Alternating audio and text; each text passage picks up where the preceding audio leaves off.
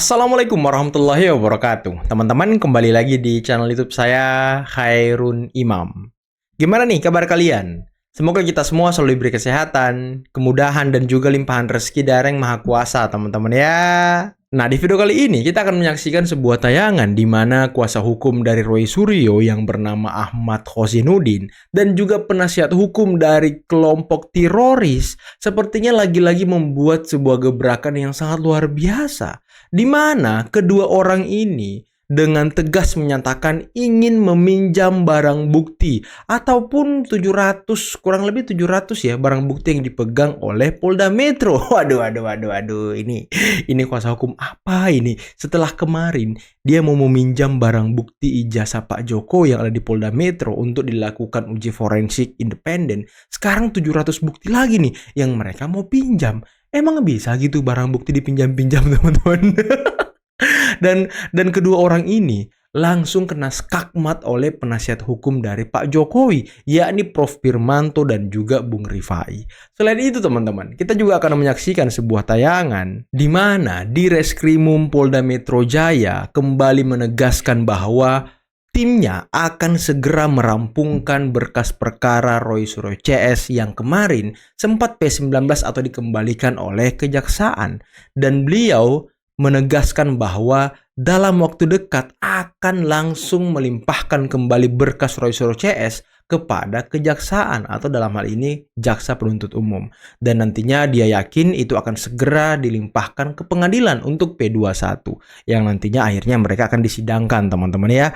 Ya, seperti yang kita lihat bahwa Refli Harun dan kawan-kawannya itu sedikit protes dan menyatakan bahwa penyidik tidak profesional dan lain sebagainya. Padahal sebenarnya mereka hanya ketar-ketir, teman-teman. Oke, sebelum kita mulai videonya jangan lupa like, subscribe, dan share. Dan tanpa perlu berlama-lama lagi, mari kita mulai videonya berikut ini. Dan karena itulah saya pikir sangat relevan bagi kami untuk bisa diberikan akses untuk mengakses barang-barang bukti. Lagi dokumen ini menjadi satu bahan pembuktian yang sebelumnya juga kami sudah mintakan agar menjadi jelas atas dokumen-dokumen yang ada, khususnya hasil lab for Barkim Mabes Polri. Kami juga mengajukan adanya tes laboratorium independen. Dari sekian banyak ya permintaan yang pernah diminta oleh kubu Roy Suryo CS ini selalu dituruti oleh Polda Metro Jaya. Nah, untuk permintaan 709 salinan dokumen kali ini apakah wajar menurut Anda untuk kembali dituruti oleh Polda? Kalau menurut hemat kami kok nggak punya landasan ya untuk melakukan itu. Karena tentu kan ketika ada suatu persoalan hukum, kemudian dilakukan penyidikan, kan gitu nih. Kemudian dimintakan barang buktinya, ya berarti kan orang akan mencari dalil-dalil kan gitu. Pasti itu akan diberikan ketika nanti di persidangan. Kita akan buka, kita akan challenge, semua itu akan disampaikan secara terbuka dan baik, dan silakan. Tapi kalau sebelum itu masuk ke sana, menurut saya kok agak bingung juga nih, kemana nih arahnya gitu kan. Dan dasarnya pun di dalam KUHP pun tidak ada menurut hemat kami. Gitu. Kalau beliau meminta berita acara, salinan berita acara tersangka, ya mungkin bisa seperti itu. Tapi kalau seluruhnya, bisa lah. Nanti pada dibuyar-buyarin semua dong, seperti itu. Jadi singkatnya, menurut hemat kami itu tidak ada dasarnya, seperti itu. Dan oleh karena itu, kalau memang kita akan melihat nanti di persidangan. Betul. Di dalam persidangan semua akan aja, dibuka. ya kan? Dipersilakan dibuka secara baik gitu kan, di challenge dan sebagainya. Saya rasa berdasarkan keterangan yang disampaikan pada gelar perkara khusus tanggal 15 Desember 2025, kami meminta salinan ijazah saudara Joko Widodo berikut daftar 709 ya, yang mereka sebut dokumen garis miring surat yang disampaikan pada acara tersebut. Berikut daftar 505 item barang bukti sebagaimana disebutkan dalam surat tanda terima Polda Metro Jaya dari Unitas Gajah Mada yang tanggal 21 Juli 2025 yang juga disampaikan pada kami dari PPUD Unitas Gajah Mada terlampir. KUHP sudah mengatur semua dokumen itu nanti didapatkan pada saat berkas dilimpahkan ke persidangan. Dan ini sebenarnya aturan main di semua negara, Mbak. Nggak mungkin dalam sebuah penyidikan itu sekonyong-konyong, penyidikannya belum rampung, lalu si tersangka minta mana bukti yang memberatkan saya. Justru itu terbuka upaya apa? Perintangan penyidikan nantinya. Karena apapun misalnya ketahuan saksi si A, si B, si C. Lalu ntar dari belakang diintimidasi, dirayu, disuap misalnya. Karena itu di semua itu dibiarkan dulu rampung, selesai. Pada sidang dibuka semua. Boleh diuji habis-habisan, itu semua di sidang. Diuji habis-habisan. Apakah Rizik Syihab berada di belakang gerakan Egy Sujana melumpuhkan serangan kolektif untuk membuktikan ijazah S1 Jokowi palsu? Ini pertanyaan yang sulit dijawab tapi layak dibicarakan. Di masa lalu pertanyaan ini Menarik mungkin sih. terkesan sangat absurd, tak masuk di akal. Bagaimana mungkin Rizik yang sepenuhnya anti Jokowi kini melumpuhkan serangan terhadap Jokowi?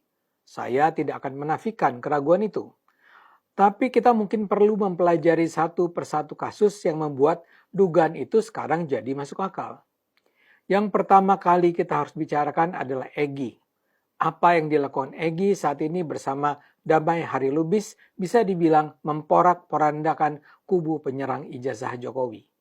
Egy yang semula dianggap merupakan panglima gerakan tim pembela ulama dan aktivis TPUA yang sangat bersemangat menghabisi Jokowi, kini tiba-tiba saja balik badan. Dia bersama Damai datang ke rumah Jokowi, tidak ada informasi jelas tentang apa yang dibicarakan di sana, tapi seusai pertemuan, polisi mengeluarkan surat perintah penghentian penyidikan terhadap mereka berdua.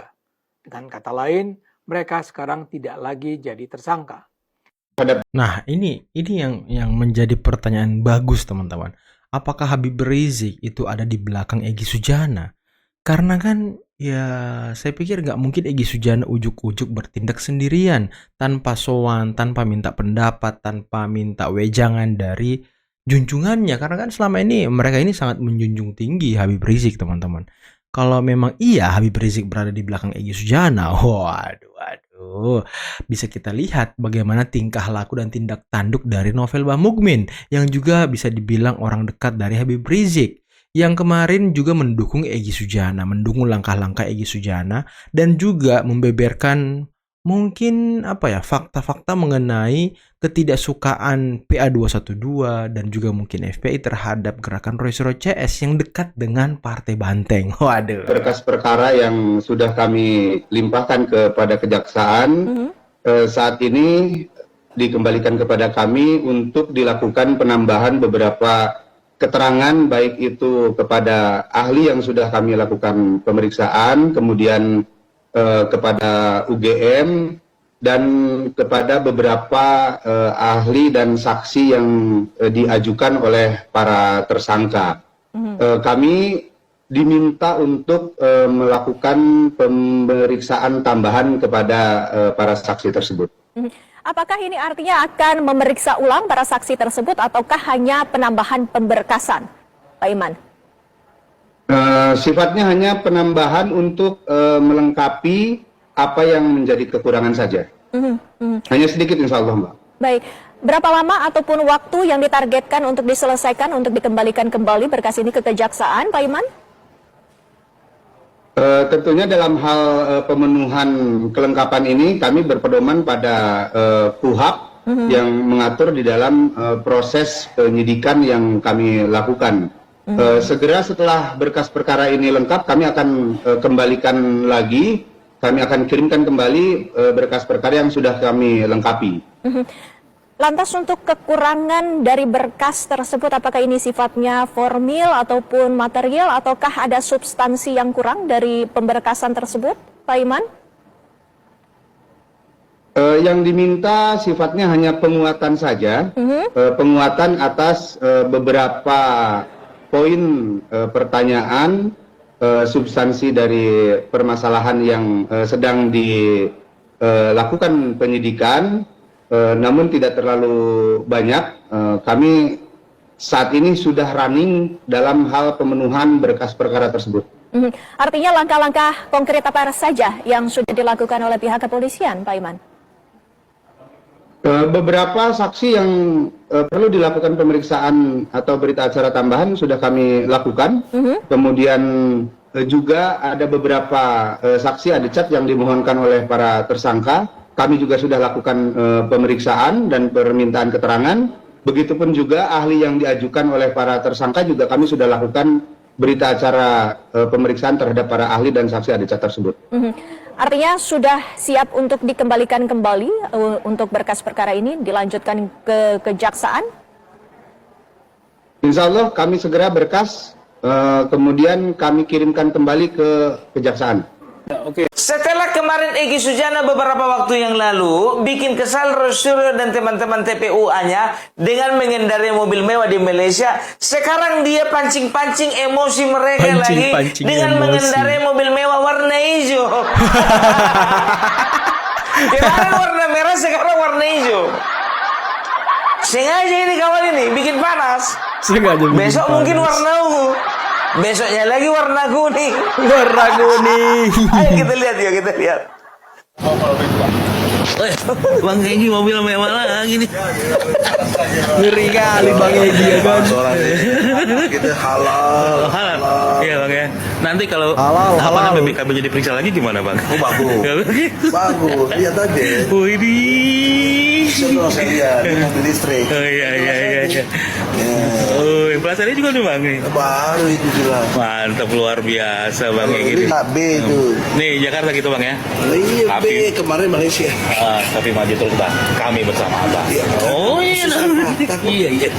Yang intelektual itu tidak boleh bohong. Iya. Salah boleh. Kalau bohong, ya cemen. Cemen.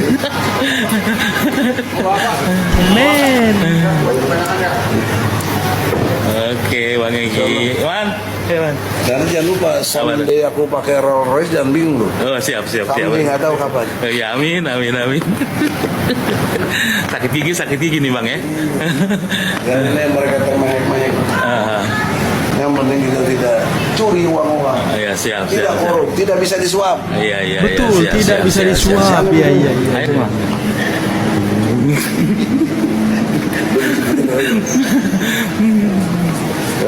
Ini tidak.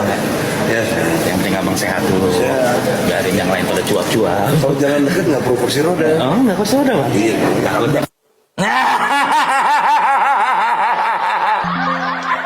Kalau perjalanan dikit nggak perlu kursi roda. Nggak apa-apa. Yang penting kita nggak makan uang rakyat. Ini halal. Kalau salah boleh, bohong jangan.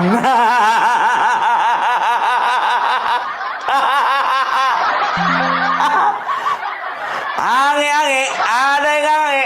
Panas-panas, ada yang panas. Kipas. Roy Suryo panas, Rismon panas. Yang paling panas adalah Kurnia, panas-panas. Waduh Kurnia ya kan. Panas. Hati ini panas. TPUA ini.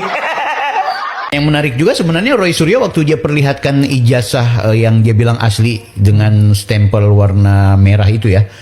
Materai, bukan stempel, materai warna merah, sementara Pak Jokowi warnanya hijau, itu juga sempat diributin. Ada yang menarik, Roy Suryo sebenarnya ingin menampar Rismon Sianipar. Kenapa? Karena Rismon Sianipar dengan gagah berani pertama kali dia tampil ke ruang publik mengatakan ijazah Pak Jokowi palsu, yaitu dari Fonts Times New Roman.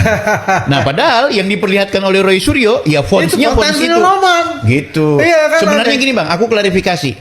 Fonts Times New Roman berbasis digital Microsoft itu memang tidak sama dengan fonts yang ada di ijazahnya Pak Jokowi atau skripsinya Pak Jokowi. Itu sebenarnya bukan font Times New Roman berbasis Microsoft Word atau Microsoft.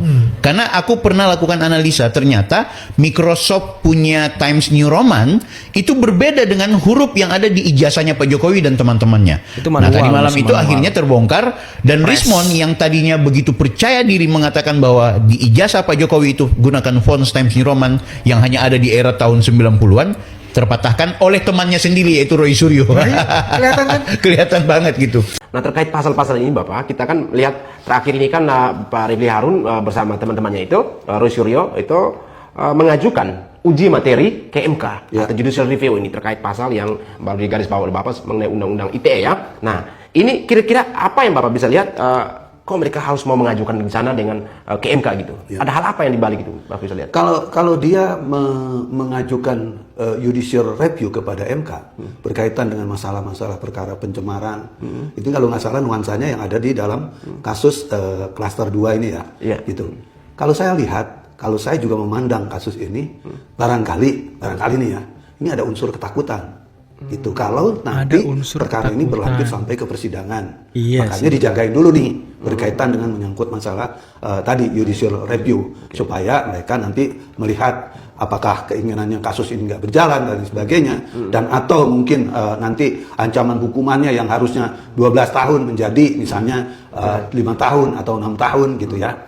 Kalau saya lihat dari kaitan ini harusnya MK ya nggak boleh meladenin kasus-kasus seperti ini. Karena kenapa?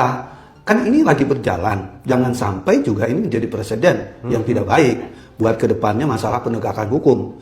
Karena kalau semua pasal-pasal kemudian orang yang terkena terhadap pasal terus bisa di judicial review, kemudian MK menanggapinya, waduh, terus kepastian hukumnya di mana dong? Jadinya kalau seperti ini menjadi garis bawah. Jadi intinya saya nggak setuju gitu ya. Jadi saya juga harus betul-betul MK ini betul-betul menyikapi dari segi kepastian hukum, dari segi kepentingan masyarakat. Jangan sampai nanti juga masyarakat kecewa gitu dalam kaitan kok seperti ini gitu ya. Jangan dong. Ya udah berjalan ya sudah berjalan aja ya. Dan sewajarnya harusnya permohonan-permohonan yang menurut saya nggak masuk akal ini nggak boleh diterima. Itu. Berarti kira-kira kapan Refli Harun mereka itu seharusnya mengajukan judicial review? Apakah harus melewati proses persidangan dulu, vonis, kemudian ikrar, baru melakukan judicial review gitu? Sebetulnya gini, kalau kepentingannya untuk kepentingan nasional, untuk kepentingan masyarakat banyak, kan bukan melihat pada segmen kasus ini. Harusnya kan dia netral dulu dalam kaitan ini. Tidak dalam masuk di ranah ini. Sekarang kan Refli Harun ini kan salah satu penasihat hukum atau pengacaranya dari Roy Suryo, Rismond dan Tifa kan. Ya. Kalau dia masuk dan meminta diadakan judicial review berkaitan dengan undang-undang IT dan juga undang-undang yang lain, ya, ini kan berarti ada subjektif kepentingan, ya, kepentingan kepada Roy Suryo, Rismond dan Tifa. Apa bisa seperti ini? Yang menurut saya nggak boleh dong begitu. Kalau memang mau mengajukan dan parameter berpikirnya bahwa ini untuk kepentingan masyarakat, dia tidak boleh bersentuhan dengan kasus ini gitu. Berarti pengajuan atau judicial review itu harusnya sebelum pasal itu diberlakukan itu harusnya ya, Bapak. Ketika pasal itu sudah diberlakukan, sudah sah, sudah diketok, berarti tidak perlu ada judicial review lagi gitu harusnya. Dalam konteks gitu. Sebelum kita melihat dulu bahwa ini bukan kepentingan umum. Karena memang dari pengembangan dari KUHP yang baru bahwa ada pasal 433 ayat 3 itu kan demi kepentingan publik. Refli Harun kan menegaskan di situ. Tetapi transformasinya ini kan dari 30-311 yang ke 433. Nah, soal pemberlakuan ini kan di mana judicial review itu harusnya lebih awal sebelum diberlakukan KUHP baru. Harusnya seperti itu atau bagaimana, Pak? Ya, harusnya seperti itu gitu ya. Karena gini juga. Saya juga pernah bicara ya di sini, saya juga pernah menjelaskan di podcast-podcast lain, terus juga pernah saya sampaikan juga di El Sinta tentang keberlakuan KUHP yang baru. Barangkali memang ini akan menjadi debatable dalam waktu satu tahun ke depan, ya. Karena mungkin ada orang yang berpedoman begitu undang-undang itu diberlakukan, maka dia bisa berlaku ke belakang atau berlaku surut, ya. Kalau saya katakan berkaitan dengan Kitab Undang-Undang Hukum Pidana yang bersifat umum, KUHP ini bersifat umum, ya, karena itu dijelaskan dalam pasal 1, ya, pasal 1 ayat 1 Undang-Undang Kitab Undang-Undang Hukum Pidana. Hukum itu tidak boleh berlaku surut. Atau memidanakan orang itu harus ada dasar hukumnya dulu, baru orang itu bisa dipidana. Kalau kita melihat seperti itu, berarti kan kaitan dengan kasus ini kan nggak bisa menggunakan KUHP yang baru, harus berpedoman kepada KUHP yang lama. Tempusnya itu kan terjadi di tempusnya itu terjadi pada sebelum KUHP yang baru ini berlaku. Juga tempat peristiwa kejadiannya yang menjerat kepada pasal-pasal yang diterapkan itu kan di KUHP yang lama gitu. Jadi nggak bisa ini dia adakan review seperti ini melalui MK dan lain sebagainya. Menurut saya nggak tepat. Dan nggak tepat gitu. Tentunya juga ini bisa dikatakan punya kepentingan yang tidak rasional itu. Ya, kalau kita pikiri sebenarnya gerombolan-gerombolan ini ingin judicial review ke Mahkamah Konstitusi ya hanya ingin menyelamatkan dirinya, tapi alih-alih ketika mereka di MK itu mereka mengatakan bahwa ini untuk rakyat Indonesia, ini untuk teman-teman semua yang lain ke depannya seperti apa biar kita tidak dikriminalisasi dan lain sebagainya. Padahal ya judicial review itu ya buat mereka pribadi, teman-teman. Dan tadi Polda Metro Jaya sudah menegaskan akan segera merampungkan berkas perkara dari Roy Suryo CS dan kemudian akan diserahkan kembali ke kejaksaan dalam waktu dekat. Dan polisi yakin ketika nanti sudah dibereskan, dirampungkan semuanya, ya nanti akan P21 masuk ke persidangan. Dan kalau kita lihat gerakan-gerakan dari Roy Suryo ini, langkah-langkah yang diambil oleh Rismond dan kawan-kawannya, sepertinya memang terlihat mereka ini takut, panik, dan tidak ingin masuk ke pembuktian di pengadilan. Karena kan mereka selalu memframing bahwa nanti sidangnya tidak akan membuktikan ijazah Pak Jokowi, nanti sidangnya hanya pencemaran nama baik, nanti kita tidak akan diberi kesempatan untuk menguji ijazah Jokowi karena bukan itu perkaranya, kita akan nanti dikriminalisasi. Itu terus yang di framing, teman-teman. Tapi kan ya bukti yang diserahkan Polda Metro kepada kejaksaan yang kurang lebih ratusan itu, 500 atau 600 itu kan semua berkas yang menyatakan bahwa ijazah Pak Jokowi asli, bahwa Pak Jokowi memang kuliah di UGM dan lulus di UGM. Jadi yang pertama di sidang nantinya, ya saya ini orang awam hukum ya, orang tidak ngerti hukum, tapi kalau teman-teman ngerti hukum silahkan komen di bawah, luruskan apa yang saya katakan. Ya kalau saya lihat nanti sidang pertama itu ya mengenai pembuktian ijazah Pak Jokowi, apakah itu asli atau tidak. Karena kenapa ini penting? Kalau itu tidak dibuktikan asli atau palsu, berarti nanti bakal ada lagi yang mengusik-usik ijazah Pak Jokowi. Dan Pak Jokowi ya maunya kan harus dipastikan juga di pengadilan apakah ini ijazah palsu atau asli. Itu maunya Pak Jokowi. Jadi ya framing-framing dari gerombolan pembenci ini sebenarnya framing-framing kepanikan dan juga framing-framing tidak tahu lagi harus berbuat apa, teman-teman. Karena mereka sudah di ujung tanduk dan juga ya mungkin bisa kita bilang ini sudah mendekati akhir cerita kisah ijazah Pak Jokowi ya. Oke lah teman-teman, mungkin cukup sekian dulu video kali ini. Jangan lupa like, subscribe, dan share videonya. Akhir kata, billahi taufiq wal hidayah. Assalamualaikum warahmatullahi wabarakatuh. Bye-bye.